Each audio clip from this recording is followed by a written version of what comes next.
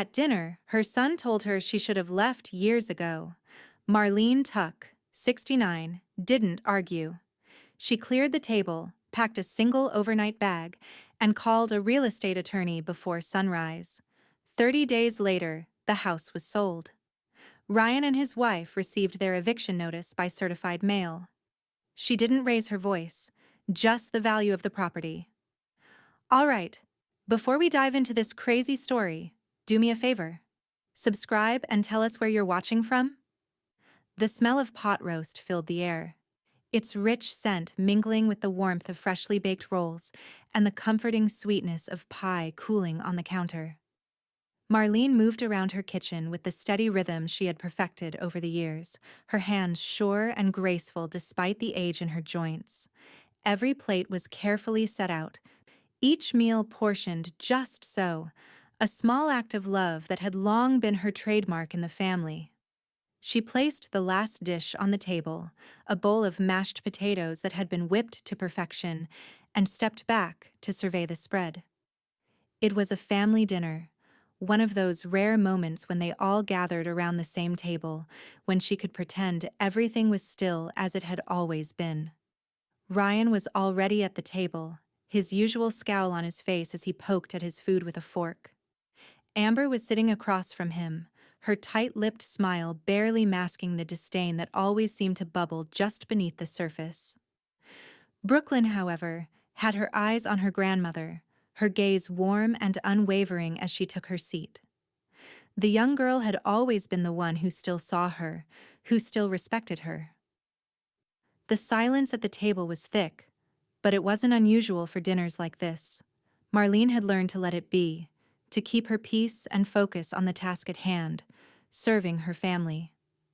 As she sat down, carefully folding her napkin into her lap, Ryan's voice sliced through the quiet. "Mom, you don't need to hover over us like this," he said, his tone sharp and dismissive, a familiar edge to his words. He didn't look at her as he spoke, eyes fixed instead on the mashed potatoes. Marlene felt her chest tighten. It wasn't the first time he'd said something like this. It wasn't even the first time that week. But for some reason, tonight, his words landed differently. She wanted to tell him that she wasn't hovering, that this was just who she had always been, the one who kept things running, the one who made sure no one ever went hungry. But she didn't. She simply placed a piece of pot roast on her plate, her hands steady, and kept eating. Amber's voice broke through next, quieter, but with a venomous bite to it. "Maybe you'd be happier somewhere smaller, you know? Somewhere you don't have to worry about us," she said, eyes flicking up to meet Marlene's for just a moment before quickly looking away. Marlene didn't respond, though the sting of her words settled in her bones. She'd heard this before too, the subtle jabs about her age, about her presence in their lives. But she didn't respond. She couldn't. The silence returned, heavy and thick with unsaid words, until Ryan's voice again cut through it like a knife. "You should have left years ago," he said, throwing his napkin down on the table with a snap that made Brooklyn flinch. His words, though quiet, hit their mark with brutal precision, and for a long moment, the air in the room seemed to freeze. Marlene's heart skipped a beat. Her fork hovered over her plate, and she felt her breath catch in her throat. She had expected many things from Ryan: his passive-aggressive comments, his sense of entitlement, his lack of gratitude. But this was different. This was final. The words landed on her like a blow to the chest, and for a split second she didn't know what to do with them. She wanted to stand up, to shout back, to say something, anything. But she stayed still. Her eyes flicked over to Brooklyn, who was staring at her in shock, her face pale, her eyes wide. The young girl's gaze was locked on her grandmother, and for a moment, Marlene thought she might say something, might try to comfort her. But Brooklyn said nothing. Instead, she just sat there, her lips pressed tightly together, the weight of the moment hanging between them. Marlene lowered her fork and looked around the table, her gaze lingering on Ryan and Amber, who refused to meet her eyes. She could feel her pulse in her throat, each beat louder than the last, and she fought to keep the tears at bay. She had given so much, for so long. And this? This was what she had gotten in return. She placed her fork down gently and looked at her son, her voice calm, almost detached, as she spoke. "I don't think you understand what you just said, Ryan," she said, her words low but clear. "But I'm starting to." There was a beat of silence before Brooklyn spoke, her voice soft but steady, her eyes not leaving Marlene's face. "Grandma," she whispered, a simple word, but the weight of it, the love in it, was enough to make Marlene's heart ache. She smiled at Brooklyn, a small, sad smile, but the warmth of it, the only warmth in the room, was enough to steady her for a moment longer. Ryan and Amber both looked away, as if they could feel the shift in the air, but Marlene didn't look away. Not this time. The tension hung in the room like a storm cloud, and as Marlene took another bite of her dinner, she knew something had changed. Something deep inside her had shifted. Ryan's words, as painful as they were, had unlocked something, a door that had been closed for too long. She didn't know what would come next, but for the first time in years, she felt a spark of something. It wasn't relief. It wasn't peace. But it was something. And that was enough to set her on a path she hadn't yet understood. Marlene stood still in the quiet of her living room, the weight of Ryan's words still pressing down on her chest like an invisible hand. She hadn't spoken to him since that night. Not properly. And now, as she looked around the room, at the cluttered shelves and the faded photographs on the walls, she realized just how much she had let slide. How many years she had spent making excuses for their behavior, for their disrespect, for their entitlement. The house, her house, was filled with remnants of their lives. Ryan's old baseball trophies sat gathering dust on a shelf in the hallway. Amber's yoga mat was slung carelessly over the back of the armchair. Brooklyn's childhood drawings were tacked up next to the refrigerator, a reminder of simpler times when the family had been closer, before things became strained and tense. Marlene's fingers trailed along the back of the worn couch, feeling the fabric that had once been rich and vibrant, now faded with time. This house had been her and her late husband's dream. They had built it together, brick by brick, hand in hand. It was where they had raised Ryan, where they had laughed and cried and lived. But now, standing in the middle of it, it didn't feel like hers anymore. Not really. Not with all of them here, taking up space, taking up more than just the rooms. She felt an almost imperceptible shift in the air. A tug at her insides. A realization. She wasn't going to stay here. Not like this. The sound of her shoes tapping against the wooden floor echoed softly in the stillness as she walked toward the small study off the living room, the one place in the house where everything had remained hers. She opened the file cabinet with a soft click, the metallic scent of the old wood mixing with the mustiness of the room.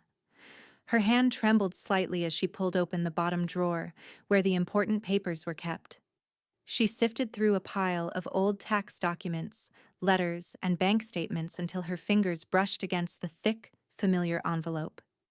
She pulled it out, the deed to the house. The weight of it in her hands sent a small jolt of clarity through her chest. She had always known it, but now, holding it in her hands, the reality settled in. This house, all of it, the walls, the roof, the foundation, it was still hers.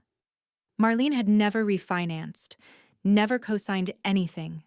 Her late husband had been meticulous about that, keeping the house in their name, not sharing ownership with anyone else. She smiled bitterly at the thought. He had always known how things would unfold. She let the deed slip through her fingers, landing softly on the desk as she turned away. There was no going back now. From the doorway, Denise's voice cut through the stillness, firm and sharp, as it always was. "You've been too kind, Marlene. Time to be clear," she said, stepping into the room with a force that seemed to brighten the space. Denise had always been blunt, always the one to say what no one else dared to. Marlene gave her a quiet nod, though the words felt like a weight she hadn't expected. She hadn't realized until now how much of herself she had sacrificed in the name of kindness. She had let Ryan and Amber live in her house for years without pushing back. She had let them take more than they gave, and somewhere along the way, she had allowed it to happen. Marlene's gaze lingered on the house, at the corners where the light didn't quite reach, where dust had accumulated in the shadows. It was still their house, in so many ways, but it wasn't just theirs. It had been hers first. "You're right," she murmured, mostly to herself. Denise, sensing the shift, softened. "You don't owe them anything, you know that, right?" Marlene didn't answer immediately. Instead, she moved over to the kitchen table and sat down, her fingers brushing over the surface, 1,000 memories flooding her mind. The sound of laughter. The sound of tears. The sound of a family that, despite everything, had once been whole. Her eyes found the notepad she kept by the table, the one where she jotted down everything. For the first time in days, her hand reached for it. She flipped it open, her mind already racing. She didn't know exactly what she was doing yet, but she knew she had to start somewhere. The plan was taking shape, not in the way she had once imagined, but in a way that felt more real, more urgent. She started to write. 1. Sell the house. It was simple. It was necessary. It would hurt. But it would be the final break. 2. Find a place of my own. Somewhere quiet. Somewhere that was truly hers. Not this house filled with the echoes of other people's lives. Her pen moved slowly across the paper, the letters deliberate and neat. Each line she wrote felt like a release, like an unburdening of years of resentment. She paused at the last line, her hand hovering over the notepad, and for a moment, she just stared at the words. There was no going back. The door she had been reluctant to open was now wide, the future stretching out before her, unclear but certain. Denise's voice cut through her thoughts again, quieter this time. "You're not alone in this," she said, her eyes soft with understanding. Marlene nodded again, not trusting her voice. She didn't need anyone else to fight her battles. She had already been fighting them alone. But Denise's presence was a steadying hand on her shoulder, a reminder that she didn't have to do it all alone. The pen in her hand tapped softly against the notepad, and for the first time in a long while, Marlene felt the stirrings of something new, something beyond survival. It was something closer to living, and that was all she needed to begin. She turned the page, ready to write the next chapter. The kitchen was quiet. The hum of the refrigerator, the faint sizzle of the last of the pot roast as it cooled on the counter. Everything felt distant. Marlene stood at the stove, wiping down the countertop with slow, methodical movements, her fingers brushing over the familiar surface. The smell of dinner still clung to the air, but the comfort it once brought had vanished. In its place, a hollow feeling had settled deep within her, a feeling that she couldn't shake. She glanced at the clock. It was almost time. The same time, every night. The time when they would all gather, as they had countless times before. The time when she would put on the same face, the one that said she was okay, the one that pretended nothing had changed. But she wasn't okay. She wasn't going to be okay. Her fingers tightened around the dishcloth, and for a moment she considered calling it all off. She could go back to her usual routine, cook the dinner, smile through the cracks in the conversation, pretend like she hadn't heard Ryan's words that still echoed in her ears. But she didn't. She couldn't. She wasn't going to let it slide this time. Not anymore. She heard footsteps behind her and turned to find Amber standing in the doorway, arms crossed tightly over her chest. Her eyes were cold, narrowed with the same disdain Marlene had come to expect. "I'm not cooking tonight," Marlene said softly, her voice calm but firm. Amber's eyes flicked toward the counter, where the food was still warm. Her lip curled, an almost imperceptible sneer. "I guess that's your choice," she said, voice dripping with sarcasm. "But it's not like we've been asking for much, right?" Marlene didn't reply. She didn't need to. There was nothing left to say. Instead, she moved past Amber toward the door. The sound of her footsteps was deliberate, the click of her shoes echoing in the quiet house as she reached for her coat. "I'm leaving," she said, her voice even, almost detached. "I'll be at Denise's." Amber didn't say anything else. Her eyes flicked to the stove, then back to Marlene, but she made no move to stop her. There was nothing left to say, nothing left to hold her back. Marlene stepped out into the cool evening air, the sky overhead a dull, almost colorless gray. The world felt distant, muted. But as she walked to her car, the tension in her chest began to loosen. She didn't know exactly why she had chosen to leave in that moment, why she had decided finally to stop playing the role of the dutiful mother, the quiet matriarch. But she knew, deep down, that it was the right thing to do. She wasn't just walking away from dinner, she was walking away from everything. Every small sacrifice, every ignored comment, every ounce of her own quiet patience. She pulled out of the driveway, the familiar sights of the neighborhood passing by in a blur. The houses, the streetlights, the trees. They all seemed to belong to someone else now, not her. She had lived in that house for decades, but tonight, it felt like it wasn't hers at all. By the time she reached Denise's house, the feeling of displacement had settled in fully. She parked in the driveway and sat for a moment, hands gripping the steering wheel. She didn't know what was going to happen next, but she knew one thing for sure. She wasn't going back. Not to that dinner, not to that house, not to the life she had been living.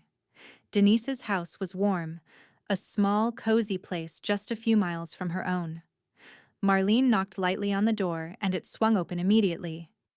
Denise stood there, her familiar smile already in place. It was the kind of smile that said everything was going to be okay, even when it wasn't. "You okay?" Denise asked, stepping aside to let Marlene in. Her eyes were sharp, but there was a softness there too, a warmth that Marlene hadn't realized she needed. "I'm fine," Marlene replied, though she wasn't sure if it was true. She stepped inside, the familiar scent of Denise's house wrapping around her, a small comfort in the chaos of her own emotions. They didn't talk much. Instead, Denise set to work in the kitchen, getting the kettle going for tea, as if it were just another ordinary evening. Marlene sat at the table watching her friend move with practiced ease, the silence between them a comfortable one. Later, as they sipped their tea, Denise's voice broke the quiet. "You can't keep doing this, Marlene. You know that, right?" Marlene didn't reply. Instead, she took a slow sip of her tea, letting the warmth fill her. She didn't need to say anything. Denise already knew. That night, after they'd both settled on the couch, Marlene's phone buzzed on the table in front of her. She reached for it absently, glancing at the screen. It was a text from Amber. "Is this about what Ryan said?" it read. Marlene stared at the message for a long moment, her thumb hovering over the screen. She didn't respond. She couldn't respond. What was there left to say? Instead, she set the phone down and leaned back against the couch, closing her eyes. The following morning, as the light filtered softly through the curtains, Marlene's mind was already turning. The next step was clear. Even if it wasn't easy, she needed to make a change. With a deep breath, she reached for her phone and began typing. "Real estate attorney near me." The search results came up quickly, and she scrolled through them, a wave of determination settling over her. She picked up the phone and dialed the first number on the list. The line rang, once, twice, and then a calm voice answered. Victor Hayes. How can I help you? Marlene's fingers tightened around the phone. She was already halfway down a path she hadn't known she'd take, but now there was no turning back. I need help selling my house, she said, her voice steady, the words clear. And I need it done quickly. There was no hesitation, no doubt. It was time to start taking control of her life again. The waiting room smelled faintly of lemon polish and paper, clean, efficient, and calm. A small brass plaque on the glass door read, Victor Hayes, Attorney at Law. Marlene sat on a leather chair near the window, her purse balanced on her knees, a neat stack of documents tucked inside it. The morning light poured across the floor in angled stripes, touching the manila envelope she held so tightly it left small creases in the edges. She'd been up before sunrise, unable to sleep. The decision had replayed in her mind again and again, but now, sitting here, she felt an unexpected stillness, the kind that comes after a long storm. The door to the inner office opened and Victor Hayes stepped out. He was younger than she expected, mid-40s maybe, but there was something measured about him, something that made her exhale a little easier. He smiled, extending a hand. Mrs. Tuck, I'm Victor. Come on in. His office was simple and precise. Tidy desk, a few framed certificates, blinds half drawn against the late morning sun. No unnecessary decoration. Just a quiet kind of order she hadn't felt in her own home for years. Marlene placed her envelope on his desk and sat down, folding her hands in her lap. I brought everything you asked for, she said. Her voice came out steadier than she'd expected. He opened the envelope carefully, laying out each paper, her deed, her tax history, her late husband's will. He scanned them with practiced focus, pen tapping softly against the pad beside him. Everything looks straightforward, he said after a moment. Your husband never refinanced, never added any cosigners? Marlene shook her head. No. He said once that if I ever needed to start over, he wanted me to be able to. Victor looked up, meeting her eyes. Then you can sell this house outright. You don't need anyone's permission. Not your son's. Not your daughter-in-law's. You're the sole owner. The words landed with quiet force. For a heartbeat she couldn't speak. Then, slowly, as if she were testing the motion, she smiled. The first true smile she'd felt in days. It wasn't joy exactly, but something sturdier. Control. I'd like to move forward, she said simply. Victor nodded once, turning to a fresh page on his pad. We can do that discreetly. I know a private agent who handles quiet listings. No sign in the yard, no public record until closing. We'll keep everything off the radar. Marlene's chest loosened. The air around her seemed lighter. When she signed the initial agreement an hour later, her hand didn't tremble. The ink dried quickly on the crisp page, her name clear and decisive at the bottom. Victor leaned back. You're doing the right thing, he said, his voice gentle but assured. You've got more power here than you think. She met his gaze. I'm starting to believe that.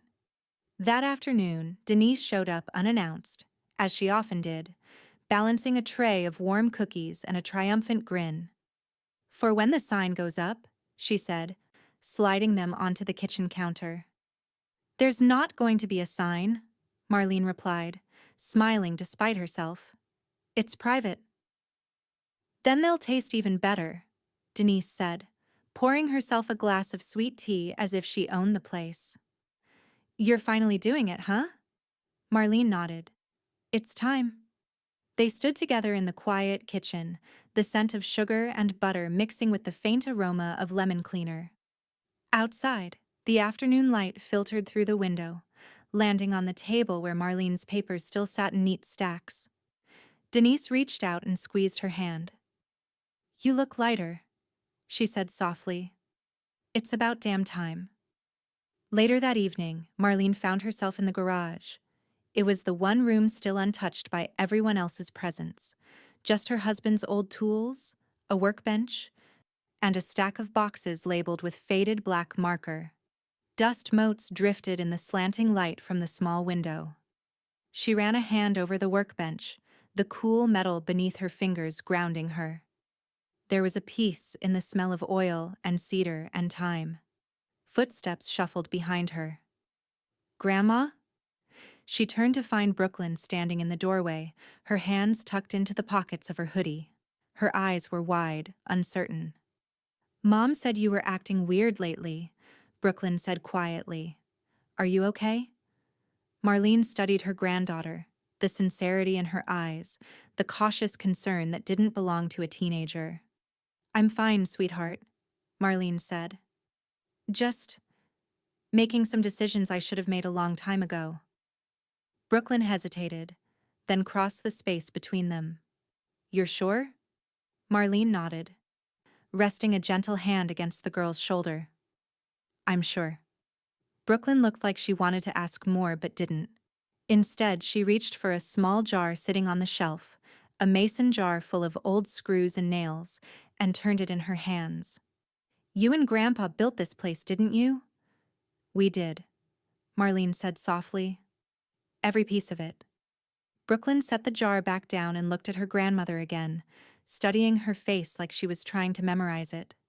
"It's a good house," she said finally. "It was," Marlene replied. The word hung in the air, heavier than it should have been. Brooklyn frowned slightly, sensing something deeper but not sure what it was. Before she could ask, Marlene smiled. Small, quiet, but final. "Go on," she said gently. "It's getting late." Brooklyn gave her one last curious look, then turned and disappeared through the doorway. When the sound of her footsteps faded, Marlene let out a long breath and looked around the garage one last time. Her gaze landed on the envelope sitting atop the workbench. Her copy of the listing agreement, edges still crisp, name signed in firm black ink. She slid it into the drawer, closing it softly. Tomorrow, she thought, the first domino would fall. The next few days passed like the quiet before a storm, ordinary on the surface, but charged underneath. Marlene went about her routines the same way she always had. Coffee at 7, a slow walk around the garden, folding laundry that wasn't hers, the small mechanical rhythm of a life lived for other people. But inside, everything had shifted. The listing went live that Thursday morning, exactly as Victor had promised. No photos of the family, no mention of current occupants, no sign in the yard. A single discreet entry buried deep in the private MLS database, marked exclusive. The kind of sale meant for quiet hands and faster closings. Marlene stood at her kitchen window, the phone still in her palm after confirming the listing with the agent. The morning light stretched across the yard, catching the glint of dew on the fence posts. Everything looked the same, but it wasn't. Somewhere in a server downtown, her name sat attached to a new word beside it. For sale. The thought made her chest flutter. Not fear, not quite excitement either. Something in between. She moved through the house slowly, noting how much of it no longer felt like hers. The laughter that used to fill these rooms had been replaced by Amber's perfume, by the sound of Ryan's phone calls spilling through the hallway, by Brooklyn's music leaking from behind her door. She loved that child. God, she loved her. But even Brooklyn's kindness had become a reminder that the rest of the family had forgotten what kindness looked like. By mid-afternoon, Victor called. "Paperwork's all in motion," he said, his tone even. "We'll have showing windows between 10 and 2 on weekdays. Buyers won't see a trace of anyone living there. Just trust me to manage it quietly." "I do," Marlene said, and she meant it. The next morning, she pulled 2 boxes from the garage, one marked tools and another with memories scribbled in black marker. The lids were dusty, her late husband's handwriting barely legible. She carried them into her car while the house still slept. When she returned, Ryan was standing in the garage, his brow furrowed.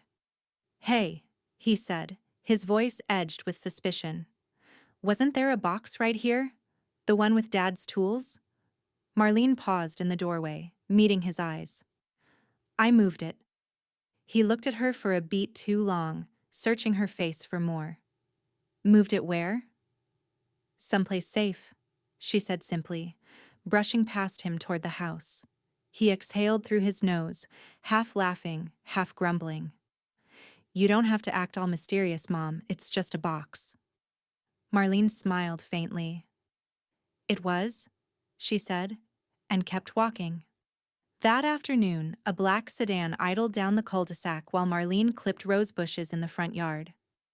She pretended not to notice as a man and woman in tailored clothes stepped out, glancing toward the house before speaking quietly into their phones. They didn't approach the door. They didn't need to. The agent was handling it all. Behind the blinds, Amber's silhouette passed through the kitchen. She never even saw them. Marlene snipped another stem, the petals scattering across the mulch like small red secrets. That evening, Brooklyn wandered into the living room, phone in hand, her face pale.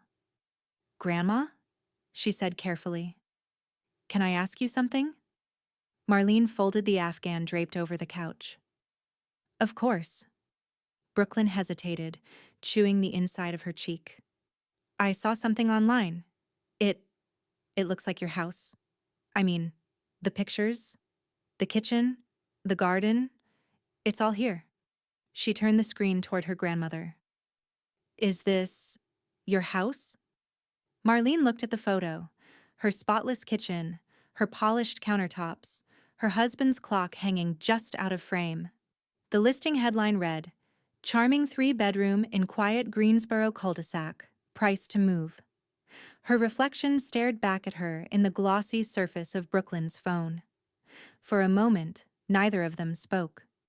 Then Marlene set the folded afghan down, walked over, and placed a gentle hand on her granddaughter's shoulder. "It was," she said softly. Brooklyn's eyes widened. "Wait, what do you mean was?" But Marlene didn't answer. She just smiled, a calm, private smile, and reached over to close the phone's screen. Somewhere in the distance, thunder rumbled faintly over the horizon, the first low growl of the storm she had set in motion. And for the first time in years, Marlene didn't flinch. The email came at dawn. Marlene had been awake since 4, sitting in her recliner with a mug of cooling coffee and a blanket draped over her knees. She wasn't expecting anything. She had grown used to the quiet waiting that came after big decisions, the stillness before the next wave. But when her phone buzzed on the side table, its vibration small but sharp in the silence, something in her chest tightened. It was from Victor. "Offer received, full cash. 30-day closing. Buyer verified. Call me when you're ready to sign." She reread the message 3 times. Her throat felt dry. 30 days. No financing. No conditions. No hesitation. It was as if the universe had been waiting for her to mean it. And now it had moved. For a moment, she simply sat there, staring at the faint glow of the screen while the first light of morning crept across the living room floor. Dust floated through the golden beams like tiny ghosts of every memory she'd ever tried to preserve. Then she exhaled slowly and whispered, "All right then." Her decision didn't need thinking through. She called Victor before the clock struck 7. "I'll accept," she said. Her voice didn't waver. "Without countering?" Victor asked, calm but confirming. "Yes," she said. "Let's keep it clean." "Done," he replied. "I'll send the final paperwork this afternoon. You'll need to start preparing to vacate once we close. 30 days goes fast." "I know," she said. "It's time." By noon, the house felt different again. Not like before. This was sharper, cleaner, like air right after lightning splits the sky. She moved through each room, noting what she would take, what she would leave. She didn't linger over any of it. There was no use mourning things that had long ago stopped feeling like hers. That afternoon, she met Denise in the driveway. Her best friend pulled up in her old hatchback, sunglasses on, hair tied in a red scarf that made her look half like an outlaw and half like a conspirator. "Got the boxes?" Denise asked, popping her trunk. "More than I thought I'd need," Marlene said, managing a small laugh. "Good. We'll start with the sentimental stuff before your freeloaders get home." They spent hours in the garage, packing photo albums, linens, the ceramic figurines Marlene's husband had once teased her for collecting. Denise hummed as she worked, loud enough to fill the silence. "You sure about this?" she asked finally, her voice muffled by the sound of tape peeling from the roll. "I've never been sure about anything," Marlene said. She looked up at the rafters, where the faint outline of a water stain marked the wood. "This house was supposed to be my safe place, but it's been theirs for too long." Denise smiled faintly. "About damn time you remembered who built it." Later that evening, Brooklyn appeared at the doorway again. Her eyes scanned the half-packed boxes, the missing photos from the mantel, the emptiness creeping into corners that had never been bare before. "Grandma," she whispered, stepping inside. "You're really doing it, aren't you?" Marlene nodded, straightening a stack of folded blankets. "I am." Brooklyn's voice was barely a breath. "They're going to lose it." Marlene smiled softly, the corner of her mouth curving upward in a way that didn't reach her eyes. "Maybe that's what it takes for them to finally see what they've done." Brooklyn crossed her arms, leaning against the doorframe. She looked older in that moment, wiser somehow. "I won't tell them," she said quietly. "I know you won't." There was something unsaid in the space between them. Love, maybe, or shared defiance. Brooklyn stepped forward and wrapped her arms around her grandmother, the kind of hug that felt like both an apology and a promise. When she pulled back, her eyes were wet. "Where will you go?" "Not far," Marlene said. "Just across town, a little garden unit by the creek." Brooklyn smiled faintly through the tears. "That sounds like you." 2 days later, Victor's courier dropped off the final sale papers. Marlene read through every line, every clause, every signature block. The buyer's name was printed neatly on page 3, a stranger she had never met and never would. Someone who had seen her house not as history, but as potential. She signed her name in blue ink, her handwriting slow and deliberate. When she handed the folder back to the courier, her fingers lingered for a second longer than necessary. It was the briefest goodbye, but it was enough. By the end of the week, half her belongings were gone, moved quietly, one carload at a time, to her new apartment across town. The garden unit was small but sunlit, with pale green shutters and a single oak tree out front. It smelled faintly of fresh paint and promise. When she unlocked the door for the first time, the sound echoed in the empty space like punctuation at the end of a long sentence. She stood there, breathing it in, feeling the quiet settle around her. Her phone buzzed on the counter. A message from Victor. "Closing scheduled. 27 days." Marlene smiled, typing back only 2 words. Perfect timing. Outside, the evening breeze drifted through the open window, carrying the faint sound of cicadas from the trees beyond the fence. She closed her eyes, letting it wash over her. The house she had built, the one she had lost long before she sold it, was no longer her burden to carry. But she also knew, when Ryan and Amber found out, it wouldn't just be the house they'd lose, it would be the illusion that they'd ever owned her. The confrontation came on a Sunday, the day they always pretended was family time. Marlene had returned from her new apartment that morning to finish clearing out what was left. A few boxes from the attic, her husband's records, the porcelain lamp that always sat in the corner of the living room. The air inside the house felt foreign now, stripped of warmth and belonging. Only the echoes remained, the sound of lives that had taken root in her silence. Ryan found her in the hallway, crouched beside an open box. His voice hit the air like a slammed door. "Are you serious with this, Mom?" She looked up slowly, resting her hands on her knees. "Serious with what?" He gestured wildly toward the living room, where the walls were bare and the shelves empty. "The house, the packing, all this sneaky crap. You're overreacting." His words bounced off the empty space, too loud, too brittle. Marlene straightened, dusting her palms against her jeans. Her expression was calm, serene, almost.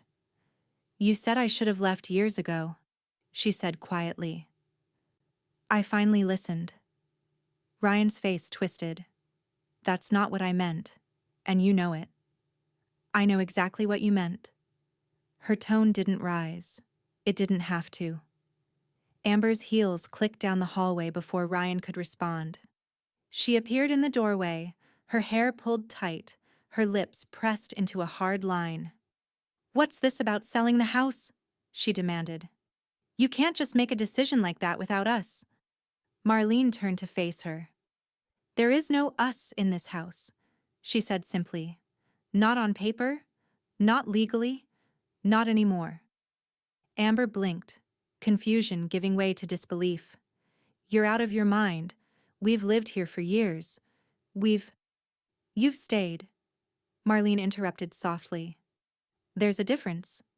Ryan ran a hand through his hair, pacing. "This is insane. You're throwing away your home, our home, over one stupid argument?" Marlene tilted her head, studying him with a mixture of sadness and resolve.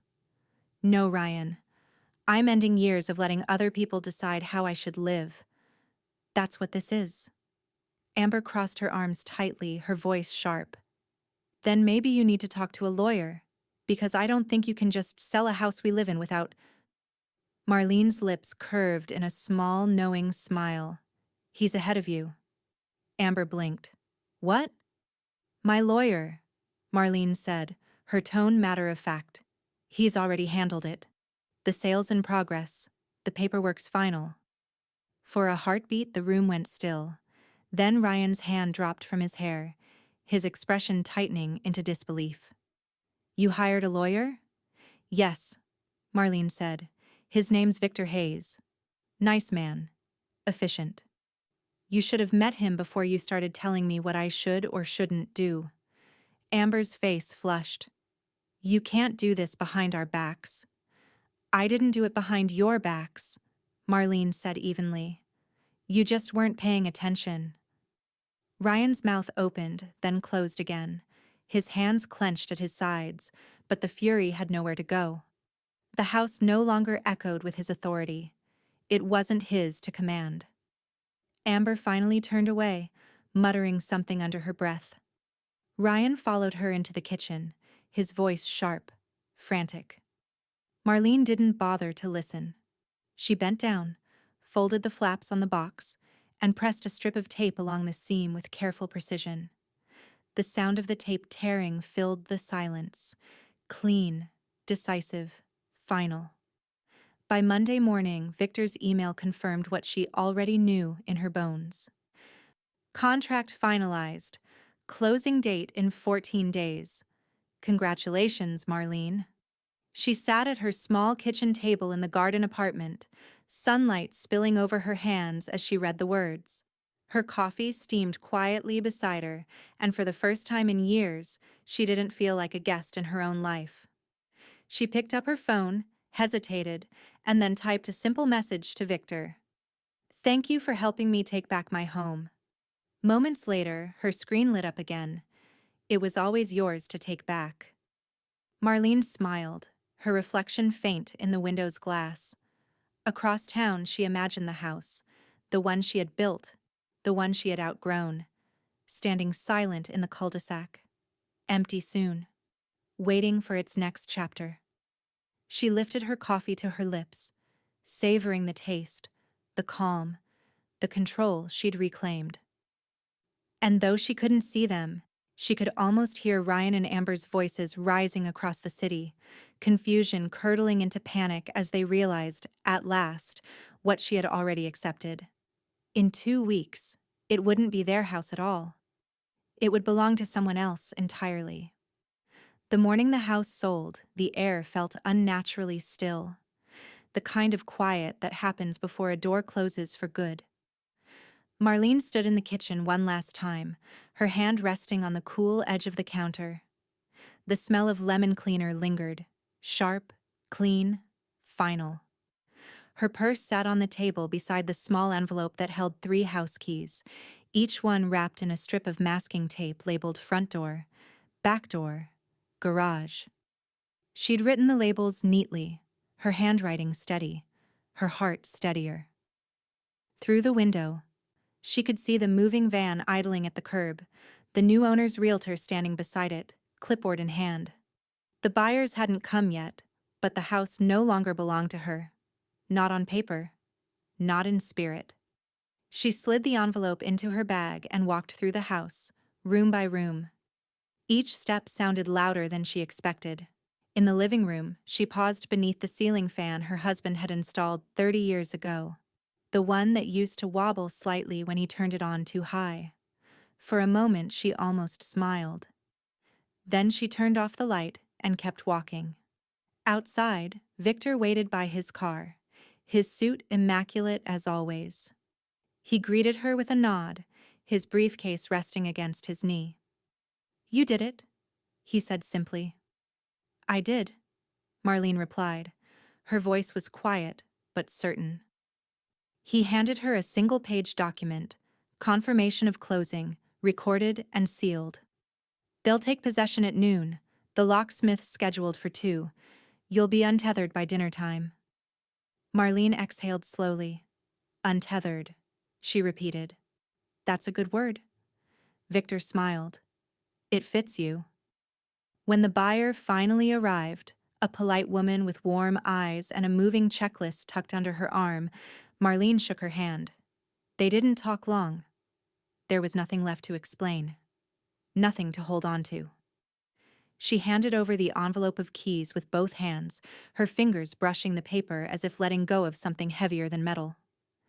"Take good care of it," she said. "I will," the woman promised. As Marlene turned to leave, the locksmith's van pulled into the driveway, the driver hopping out with a small box of tools. The sight of him, the quiet efficiency of what came next, filled her with a strange peace. For the first time in decades, there would be locks on those doors that didn't belong to anyone she knew. By mid-afternoon, the official notices had gone out. Certified envelopes, one addressed to Ryan, one to Amber, each stamped in red. Notice to vacate, 14 days. Victor had handled the language, crisp and surgical. The property has transferred ownership. You are to vacate no later than 14 calendar days from receipt. Failure to comply will result in formal eviction proceedings. Marlene didn't have to read it. She trusted him. When the call came that evening, Ryan's number flashed across her phone. She let it ring twice before answering. "You can't be serious," he started, voice already raised. "Mom, you can't just—" "I can," she said evenly. "And I did." Amber's voice broke in, shrill and trembling. "We'll sue you. You can't just sell the house out from under your own family." Marlene waited until the shouting stopped, then said softly, "My attorney will handle any further communication." Click. She hung up. Not 5 minutes later, Victor texted, "They reached out. Don't worry. Cease and desist sent. You're fully covered." Marlene set her phone down and walked to the window. Outside, the evening was just beginning to settle, the world bathed in the warm gold of late summer. Somewhere, a lawnmower droned in the distance. Life went on, hers included. The next morning, she called the utility companies one by one. Power, gas, internet, water. Each disconnected with a calm efficiency she found satisfying. With every confirmation number, another cord between her and that house quietly severed. When she finished, she sat on her small balcony at the garden apartment, the air rich with the scent of damp soil and honeysuckle. The sun slid low through the oak branches overhead, dappled light spilling across her hands. There was a knock at the door. Denise stood there, grinning, holding a paper bag from the corner store and two mismatched paper cups. "It's not the fancy stuff," she said, lifting the bag, "but it's bubbly and cold." Marlene laughed softly. "Champagne in paper cups. You're a woman of class." "Always have been," Denise said, setting the cups on the railing. "To freedom." Marlene lifted hers. The fizz tickled her nose as she took a sip, the sweetness cutting through the evening air. "To control," she said quietly. Denise smiled. "And to finally using it." They drank, the cicadas humming in the trees, the world spinning forward without apology. Marlene leaned back in her chair, her gaze drifting toward the horizon. For the first time, she didn't feel the pull of her old address. The locks would be changed by now. The lights would flicker under someone else's name. She was free. But beneath the quiet, beneath the soft clink of paper cups, a flicker of something restless stirred in her chest. Half relief, half anticipation. Because if she knew Ryan, he wasn't done. And neither, she thought, was she. Marlene sat at her kitchen table, the soft glow of her phone screen lighting up the room as she tapped out the words. The rhythm of the typing felt strange at first, too modern, too exposed. But after a moment, she no longer cared. The house, the past, had all been let go. And now this was something new. She paused for a second before hitting post. Words matter. Simple. Clean. Uncomplicated. Just a few words, but they carried a weight she hadn't expected to feel. She thought of the conversations. No. The accusations. Ryan and Amber had thrown at her. The dismissive, hurtful things they had said over the years. Their words. Their expectations of her. All those years of being silent, of putting her own voice aside. She'd had enough. She didn't know what she expected to happen, but she couldn't stop herself from hitting send. The notifications came in quick. Her friends from the neighborhood, people she'd known since before Ryan was born, liked and commented. Each one was a small affirmation. "You've got this, Marlene. Proud of you, girl. Words always matter. You're right." But then, her eyes flicked to the comment that wasn't like the others, Ryan's. It sat there like a stone thrown into calm water. "You've made a huge mistake. This wasn't the way to handle things, Mom. I hope you regret this one day." His words were cold, sharp. But what caught her attention wasn't his typical anger. It was the response from the people who had always sided with him. Her old friends, people she'd helped, people who had sat at her dinner table. They came to his defense. "Ryan's right, Marlene. You should have worked this out as a family. This isn't what we do, not to your own blood. You're being selfish, Marlene. This isn't the woman I thought I knew." But as she scrolled, a new thread caught her eye. A cousin she hadn't spoken to in years, someone who had always quietly admired her, had left a comment. It stood like a beacon in the middle of the storm. "Proud of you for standing up for yourself, Marlene. It's about time you put yourself first. You've earned it." Marlene blinked, her heart catching in her throat. It wasn't much, just a simple line, but it felt like a lifeline. Then Brooklyn's comment came through.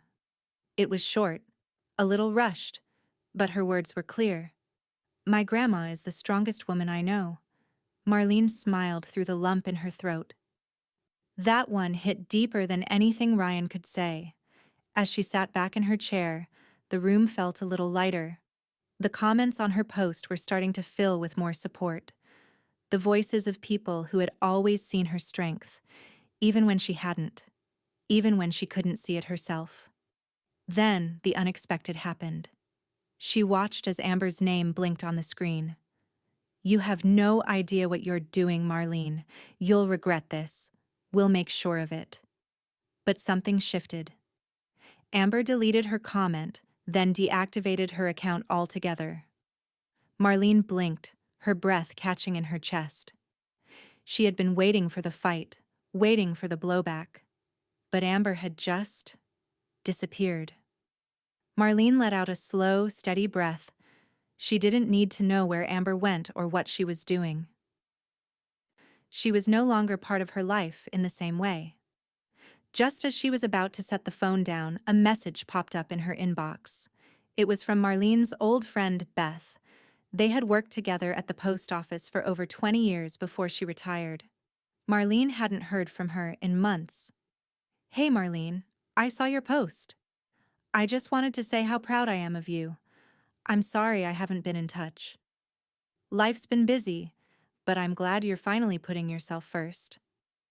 Oh, and by the way, I've been thinking about the bakery down the street. They're looking for some part-time help, and I think you'd be perfect for it. Let me know if you're interested." Marlene stared at the screen for a long moment. The idea of working again had always seemed impossible, too much of a reminder of everything she had left behind. But this felt different. It felt like an invitation, like something new. A small wave of excitement washed over her. Could she really do this? Could she start something new? In a small bakery? After everything that had happened? She set the phone down, the faintest smile on her lips. She hadn't felt this kind of hope in a long time. It wasn't about fixing what had been broken.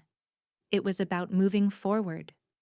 For the first time in years, Marlene felt her heart begin to beat a little faster, a little stronger. It wasn't just about the house anymore. It was about her.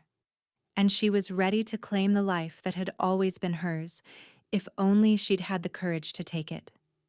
Tomorrow, she would call Beth. But for now, she sat back, her phone resting beside her, and let the peace of the evening settle in. The storm wasn't over yet. But for once, she didn't feel like it was a storm she had to weather alone. And that was enough. The smell of cinnamon and sugar hit her first. Warm, thick, and comforting in a way she hadn't felt in years.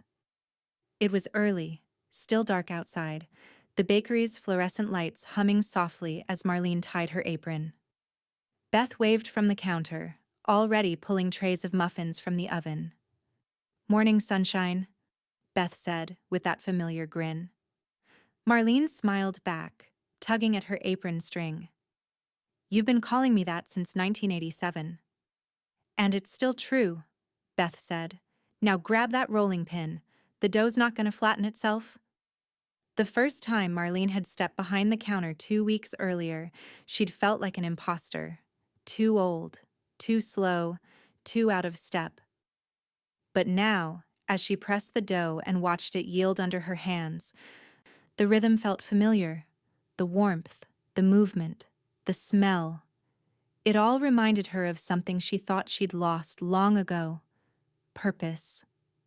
By 9 a.m., she'd laughed 3 times. Actual, full laughter. She had powdered sugar on her sleeve and flour dusting her cheek, and when Beth told her to take a break, she didn't argue. She poured herself a cup of coffee and sat by the front window, watching the early shoppers drift by on Elm Street. Her reflection in the glass looked softer somehow, less haunted, more her. Her apartment had started to feel like a real home. It was small, just 2 rooms and a narrow kitchen, but it was hers. She'd filled the space slowly, one comfort at a time. A thrift store armchair, a second-hand lamp, a pot of basil on the windowsill. The air smelled faintly of coffee and the faint citrus of Denise's cleaning spray. On Saturdays, Brooklyn came over. She'd kick off her sneakers by the door, carrying a bag of new things for her grandmother. Curtains she'd picked out, a small rug for the entryway, a framed photo she'd printed of the 2 of them laughing on Marlene's tiny balcony. "You need some color in here," Brooklyn said one afternoon. balancing on a chair as she clipped the new curtains to the rod. They were pale yellow, cheerful and soft, glowing when the afternoon sun caught them. Marlene watched from the couch, smiling. "You always know what this place needs." Brooklyn hopped down and turned, eyes bright. "It's not much, but it's starting to feel like you, Grandma. Cozy and quiet. Smells good too." "That's the basil," Marlene said, gesturing toward the window. "Denise keeps me stocked." Right on cue. The sound of a car door closing echoed from the parking lot below. Brooklyn peeked out the window. "Speak of the devil!" Denise was climbing the stairs with a basket hooked over her arm, full of herbs and a mason jar of lemonade. She waved through the window before letting herself in. "Hope you two are hungry. I brought sandwiches and sass." "You always do," Marlene said, grinning. The three of them sat together around the little table, the room filled with easy chatter and the hum of ordinary peace.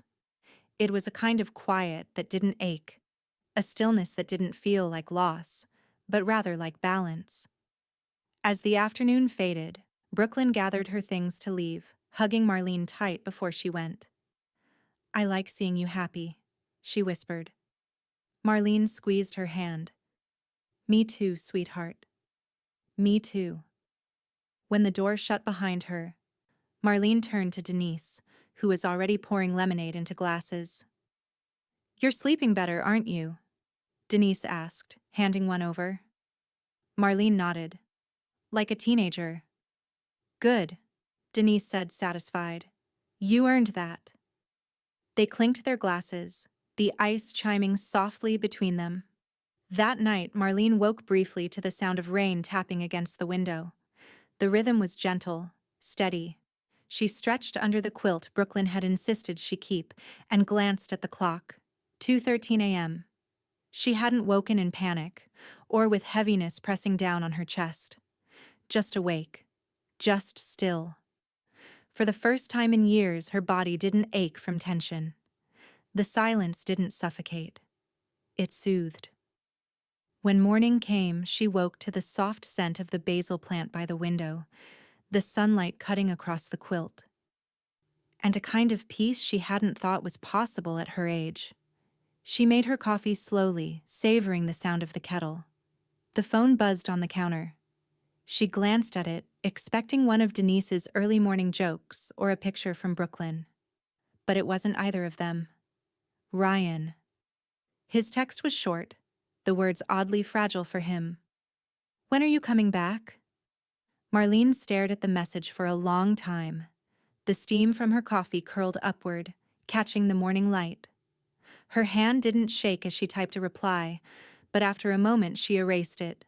Instead, she set the phone face down on the counter and looked toward the open window.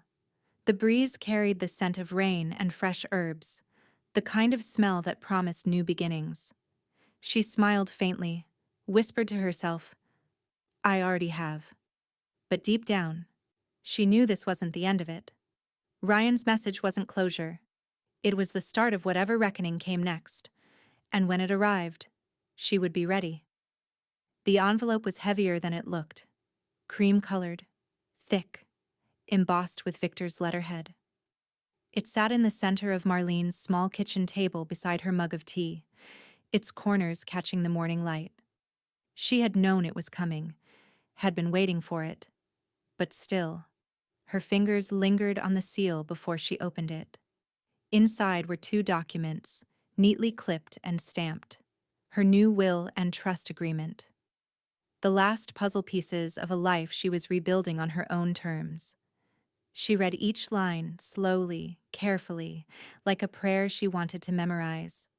All assets, including proceeds from the home sale, to be divided equally between the following beneficiaries: Brooklyn Tuck, Greensboro Community Women's Shelter Fund. There were no other names.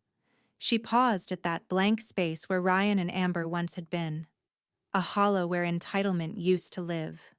For years, she'd believed that keeping peace was the same as keeping love. But love, real love, wasn't something you bought with silence or sacrifice. It was something you earned with respect. She signed her name with a pen Victor had left on the table for her last visit, one of those smooth, expensive ones with gold trim. Her handwriting didn't tremble. When she reached the final page, she exhaled. Freedom had a sound, she realized. It was the scratch of ink against paper. When she brought the documents back to Victor's office later that afternoon, he greeted her with that steady, knowing smile. "Everything look right?" "Perfect," Marlene said. He nodded, scanning her signatures, then gathered the pages into a crisp stack. "I'll file the updated trust and confirm by mail once it's recorded." As he tucked the papers into his briefcase, he hesitated. "You're sure about removing them?" "Yes," she said, without hesitation. "I'm not punishing anyone. I'm just putting things back where they belong." Victor studied her for a long moment before nodding. "I'll make sure it's done right." As she left his office, she caught her reflection in the glass door. She barely recognized the woman staring back. Lighter, sharper, untethered. For the first time, her reflection didn't look tired. That evening, Brooklyn came over straight from school, still wearing her track jacket, cheeks pink from the chill outside. Marlene had been waiting for her, the smell of apple pie filling the apartment. The crust was golden, perfectly latticed, brushed with sugar that shimmered in the light. "I made this one just for you," Marlene said, pulling it from the oven. Brooklyn smiled. "Grandma, you didn't have to." "I wanted to." Marlene set the pie on the table, the aroma filling the air with cinnamon and warmth. "You've been good to me. You've been you. That's worth celebrating." Brooklyn's eyes softened. "I love you, Grandma." "I know, sweetheart," Marlene said, touching her hand. "And I need you to know something. You're my person now. If anything happens to me, medical, decisions, all that legal nonsense, you're the one who gets to speak for me, not your father." Brooklyn blinked, startled. "Wait. Me? Are you sure?" Marlene nodded. "You're the only one who's seen me clearly in a long time. That's all the qualification I need." Brooklyn swallowed hard, trying to hold back emotion. "I won't let you down." Marlene smiled. "I know you won't." They ate the pie while the rain began again outside, soft against the glass, steady as a heartbeat. A week later, Victor's confirmation arrived in the mail. The envelope sat among a few bills and circulars, ordinary and unassuming. But when Marlene slid it open, the words inside landed like a quiet chord of closure. Trust recorded and filed. All documents final. She folded the letter neatly, tucked it into her desk drawer, and closed it. No ceremony. No second thoughts. 2 days later, she received a different kind of message, this one not from Victor, but from the county clerk's office. Proof that Ryan and Amber had signed for their eviction notice. The date was circled on the form in red ink. 14 days had passed. Marlene didn't mark it on a calendar. She didn't need to. Her body knew when the day arrived. The air itself felt quieter. That evening, she drove by the old cul-de-sac, her car gliding past the row of manicured lawns and mailboxes gleaming in the low sun. The driveway she once shoveled every winter was empty now. No car, no laughter, no shadows in the windows. Just a faint echo of what used to be. The blinds were half open, and through the window she saw movement, a glimpse of someone new arranging furniture in the living room. The new family had already moved in. The porch light was on, casting a soft glow over the walkway. It looked peaceful. Lived in. Marlene parked for a moment at the curb, the engine idling. She didn't get out. She didn't need to. Ryan's old truck was gone, his family gone with it. No note, no goodbye, just absence. A single envelope lay inside her mailbox when she returned home. No return address, handwriting she recognized instantly. She turned it over in her hands, thumb brushing the edge, then set it unopened on the counter beside the kettle. The hum of the stove filled the silence. Whatever Ryan had to say, she already knew it wasn't for her. Not anymore. She poured herself a cup of tea, took a slow sip, and looked toward the window. Outside, the streetlights flickered on, one by one, like small promises. The envelope sat untouched. She didn't need to open it to know she'd already closed that chapter for good. But as she stood there, the steam curling past her face, she wondered, not with fear, but with a quiet certainty, what she might choose to begin next. It came on a Tuesday. Another envelope, this time thicker, embossed with the official seal of a law firm. Marlene recognized the name immediately: Hargrove, Wells, and Mitchell. The same firm Ryan and Amber had hired when they were younger to handle disputes over debts. She had seen the name before, back when she was still trying to manage their financial mess. The letter inside was formal, cold. It demanded she immediately cease and desist from unfairly displacing Ryan and Amber from the home they had lived in for so long. The tone was not just legal, it was accusatory. It demanded restitution. Marlene set the letter on the kitchen table, fingers running over the thick paper, feeling its weight. She didn't panic.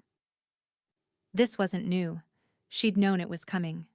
She had expected Ryan and Amber to push back, to try and reclaim something they believed was still theirs. But this felt like the last gasp of something already dead. She reached for her phone, scrolling to Victor's name. His voice was smooth, efficient when he answered. Marlene. It started, she said flatly. Amber's lawyer just sent a demand letter for unfair displacement. Victor was quiet for a moment, the sound of typing in the background. I figured as much. I'll respond immediately. I'll include the signed deeds, the texts, and the audio logs. Marlene sat back, exhaling slowly. It was almost laughable, their desperation. Do what you need to do, she said. I just want it over with. Understood, Victor replied. I'll make sure they have everything. They'll see there's no basis for a case. Thank you, Marlene said, her voice softer now. She set the phone down, the weight of the letter still sitting heavily in the air. She didn't care about the lawsuit or the accusations. She didn't care about anything that came next. The house had been sold, and with it, everything that had held her back. It was over. 2 days later, Victor sent her an update. Case dismissed. All claims of unfair displacement are void. All requests for restitution denied. Final documentation filed with the courts. Marlene smiled to herself when she read it. It wasn't the victory that felt satisfying. It was the quiet finality. The silence of the house, her house, felt different now, like the echo of something important that had finally been said. The world, her world, was moving forward, unburdened. Later that week, Denise came over as usual, this time carrying a basket of fresh herbs and a bag of takeout. You know, they're learning how adult consequences taste, she said as she set everything down on the counter. Marlene laughed softly. They didn't learn it from me. Oh, they'll figure it out, Denise replied, her grin sharp. It's just the way it goes. People like them, they push, they take, and they think everything's owed to them. But when the bill comes, well, they'll learn. Marlene didn't argue. She didn't need to. She had lived it too long. Later that day, as she sat on her small balcony with a glass of iced tea, Marlene felt something shift again. Not sadness, not even anger, but something that was both release and resolution. It was as if the last tie that had bound her to all of that, her past, their demands, had finally unraveled. She wasn't waiting anymore. She wasn't holding on to things that didn't belong to her anymore. Instead, she was letting go in a way she hadn't even understood until now. She didn't owe Ryan or Amber anything, not even an explanation. Her thoughts turned to the women's shelter in Greensboro, the one she'd started donating to regularly, the one where Brooklyn had helped her deliver supplies a few weeks ago. She hadn't thought much about it at the time, but today, it felt important. She picked up her phone and quickly made the donation, not just from her account, but from her trust as well. She smiled as she clicked submit. No grand gesture, no need for recognition, just a quiet act, a small one, for the future. For someone else who needed it. She set her phone back down and walked to the window. The day had started to fade, the sky a deep blue now, lit by the soft glow of streetlights and the hum of the world going on. She didn't need to look back anymore. She had learned what it meant to give, to live for herself. And now, she knew. For others, too.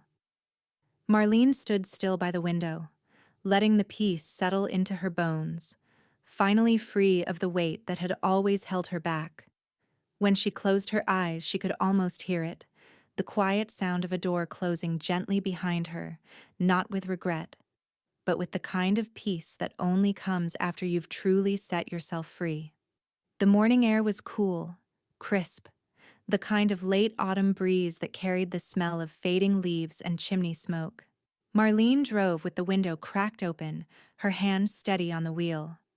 The familiar stretch of Elmhurst Avenue unfolded in front of her, each mailbox and tree as recognizable as the lines on her palms.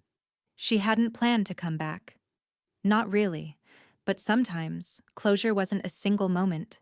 It was a quiet reckoning that called you back to see how small the ghosts had become. When she turned onto her old cul-de-sac, the sight of the house caught her breath. The new owners had painted the shutters a soft sage green, replaced the mailbox, and trimmed the hedges that used to overgrow in the summer. It looked alive, cared for. For the first time, she didn't feel the twist of loss, just a gentle release. A woman stood in the front yard, pulling weeds from a flower bed. She looked up and waved when she saw Marlene's car slow to a stop. Marlene rolled down the window, smiling faintly. "Beautiful day," the woman said, brushing dirt from her gloves. "It is," Marlene replied. "You've kept the place lovely." The woman grinned, tucking a loose strand of hair behind her ear. "We're trying. It's a good house. Feels like it has history." Marlene nodded once. "It does." The woman didn't recognize her, and Marlene didn't offer a name. She didn't need to. Some stories didn't require retelling. She parked a few houses down and stepped out of the car. The sound of the neighborhood wrapped around her like an old song. Kids playing in driveways, a dog barking in the distance, wind rustling through the oak trees.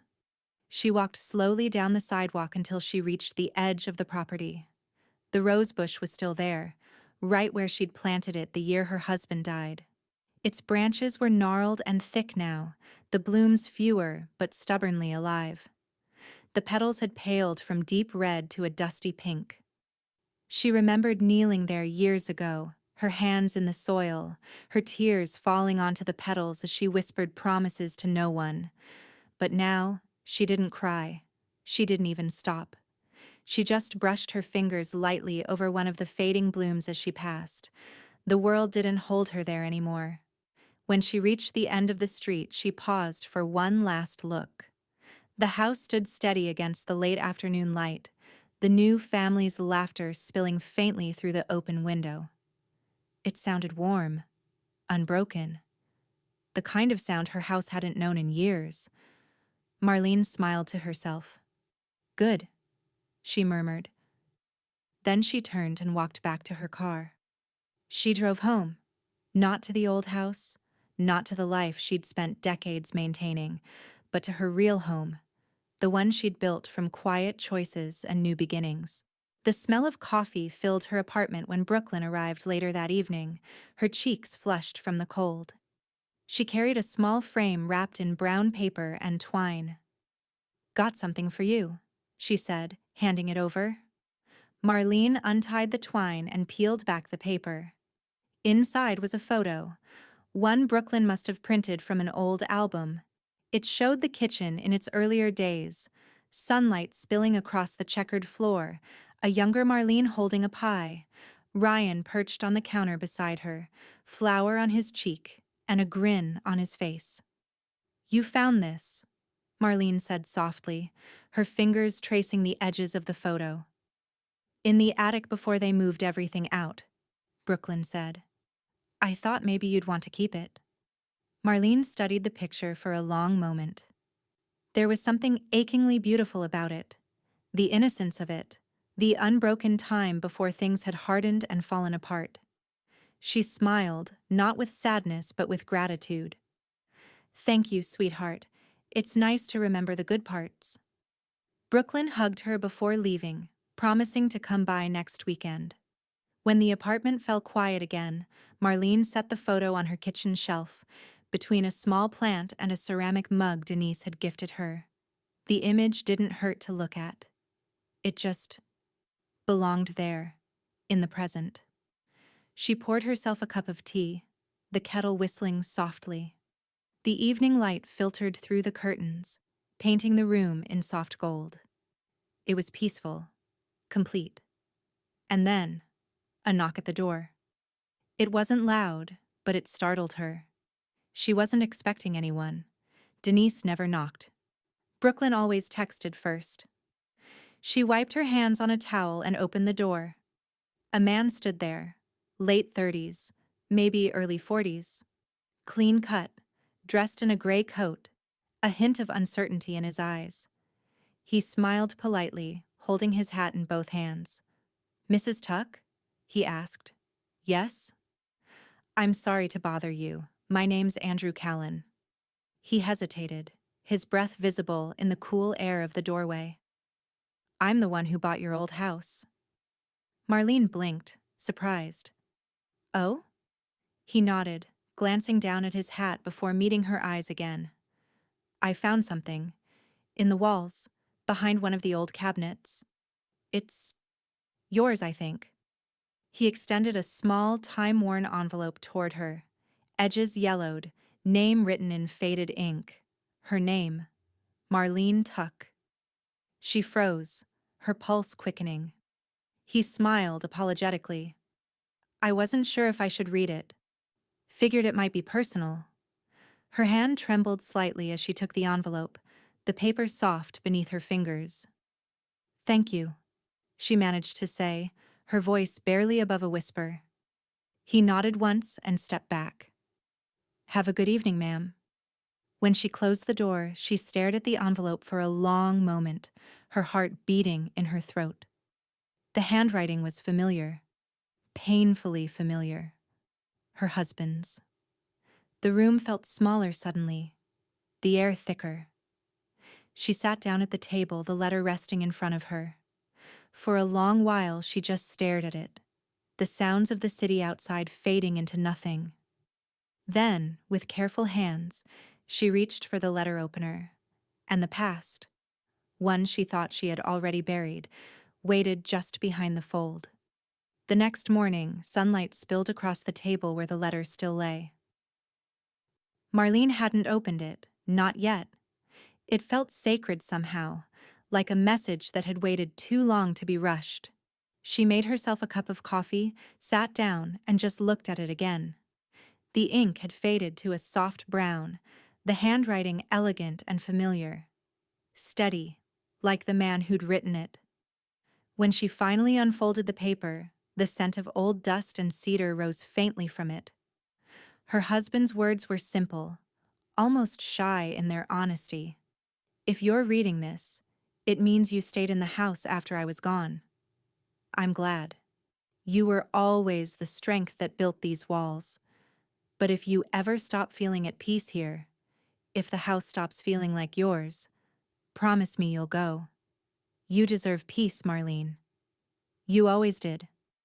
Her eyes blurred halfway through. Not from grief. She'd already made peace with that. But from recognition. Somehow, even gone, he had known exactly where she'd end up.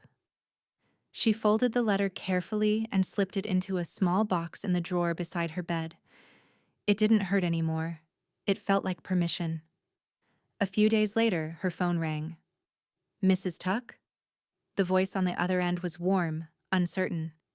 Yes, this is she. This is Andrea Callan, the woman who bought your house. I wanted to thank you for your kindness the other night. My daughter and I were talking, and we'd love to have you over for coffee if you'd be willing. There was a pause.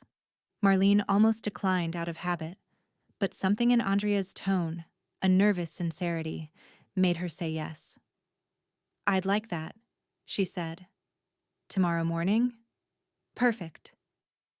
The next day, the house looked different under the winter light. The shutters she'd once painted navy now framed bright, cream-colored curtains. There was a bicycle leaning against the porch, and the scent of something sweet, apple and cinnamon, wafted through the open door. Andrea met her on the porch with a shy smile. Please, come in. I hope you don't mind.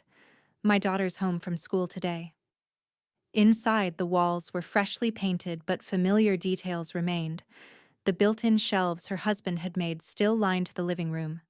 The rose bush, visible through the kitchen window, swayed in the cold wind, its branches bare but alive. A young girl sat at the table, her hair in braids, coloring quietly. She looked up and smiled. Hi, she said. Hi there, Marlene replied softly. Andrea poured 2 cups of coffee and sat across from her. For a moment, they just sipped in silence. Then Andrea spoke, voice low, careful. When we found this house, it was waiting for us, she said. My daughter and I. We left a situation that wasn't safe. It was bad for a long time. But when we moved in here, I slept through the night for the first time in years. Marlene listened, her chest tightening, not from pity, but from understanding. Andrea's voice trembled slightly as she went on. I don't know why, but this house feels peaceful, like someone left the hurt at the door before we came. Marlene smiled faintly, warmth rising in her chest. Then it finally found the right family. Andrea blinked, emotion flickering behind her eyes.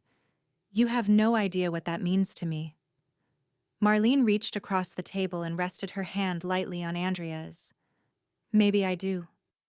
The 2 women sat quietly for a moment, the air between them threaded with something that wasn't quite sorrow, wasn't quite joy, just human connection. Before she left, Andrea walked her to the door. You're always welcome here, she said. Always. Marlene turned, taking in the sight of the home one last time, the laughter in the kitchen, the sunlight spilling over the worn floorboards. It didn't belong to her anymore, but it was safe. It was loved. And that was enough. That weekend, Brooklyn came by again, carrying a small frame under her arm. Got you something new, she said. For your wall. She unwrapped it carefully, a simple black frame with a cream-colored background and hand-painted words in deep blue. Home is where you are respected. Marlene's throat tightened. She looked at her granddaughter, whose eyes were so full of quiet strength, it made her heart ache. It's perfect, she whispered. Together, they hung it above the kitchen table. When they stepped back to look, the sunlight caught the glass just right, reflecting both of them in it. 2 women from different generations, bound not by bloodlines, but by resilience. Denise arrived an hour later, as she often did, letting herself in with a knock that was more ceremony than necessity. She spotted the new frame immediately and grinned. Well, would you look at that? She said. You didn't just sell a house, Marlene. Marlene turned, brow raised. No? Denise shook her head, setting down her basket of herbs. You reclaimed your life. The words landed softly but deeply. Marlene smiled, a real, unguarded smile, and turned toward the window. Outside, the sun was beginning to dip below the rooftops, the sky painted in streaks of rose and gold. The old house was someone else's now. The pain was someone else's history. But peace? That was hers.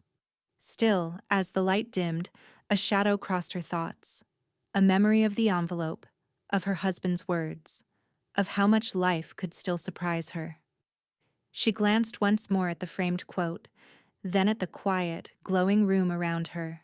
For the first time, she realized the story had never really been about losing a home. It was about finally understanding who she'd been all along, and somewhere deep inside, she knew. Her story wasn't finished yet.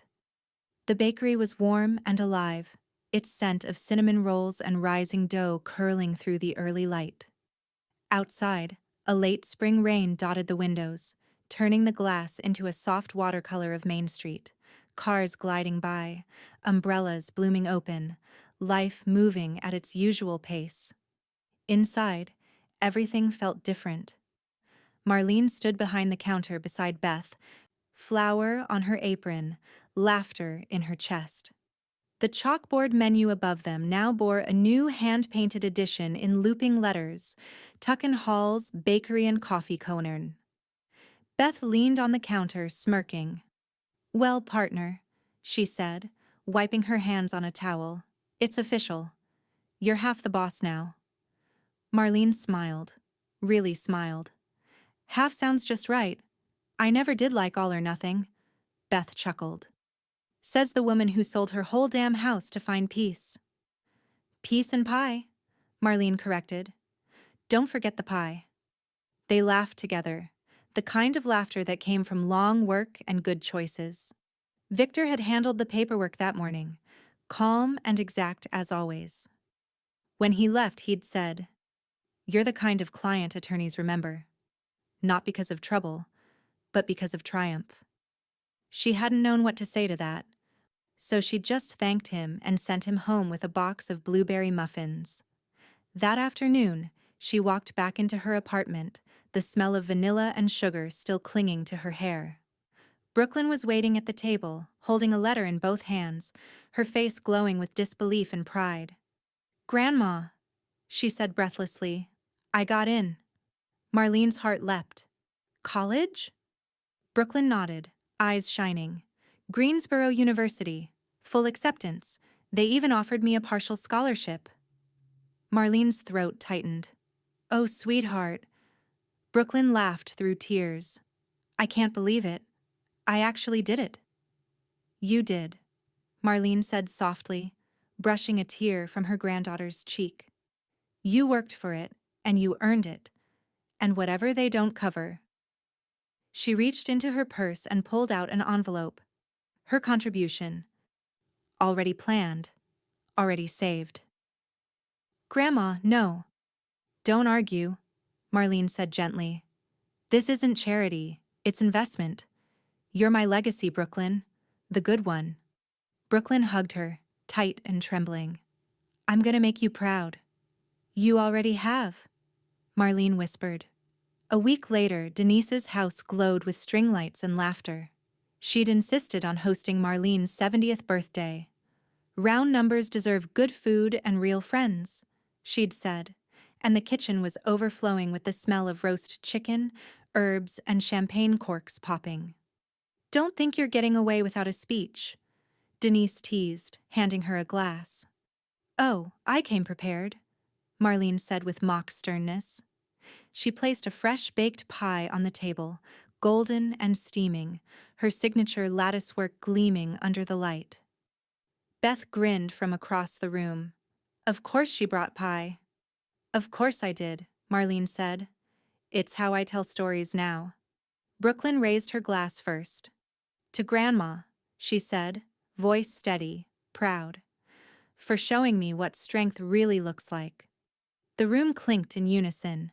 Then Marlene stood, lifting her own glass. "To the people who stayed," she said, looking around the table. Denise, Brooklyn, Beth, Victor, even a few of the bakery regulars who'd become like family. "And to the people who didn't. Both helped me find the life I was meant to live." The group went quiet, the weight of her words gentle but firm.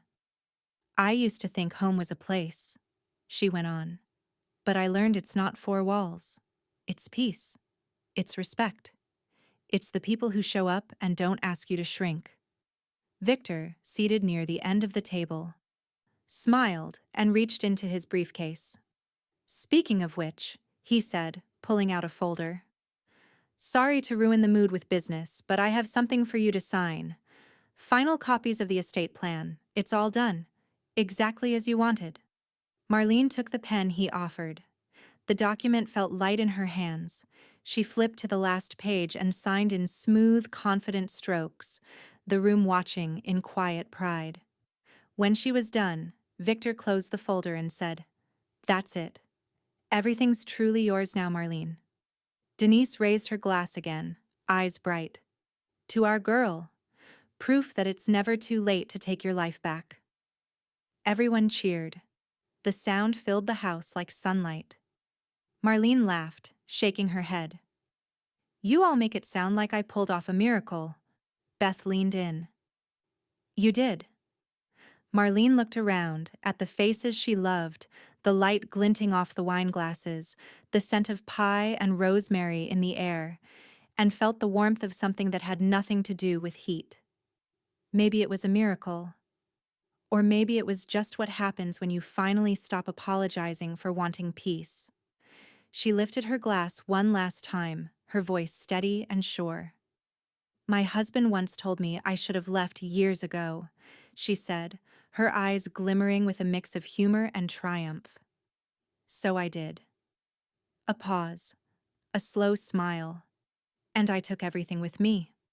The laughter and applause that followed were not loud, they were warm, full, like the sound of belonging itself. And in that moment, Marlene knew. She was exactly where she was meant to be.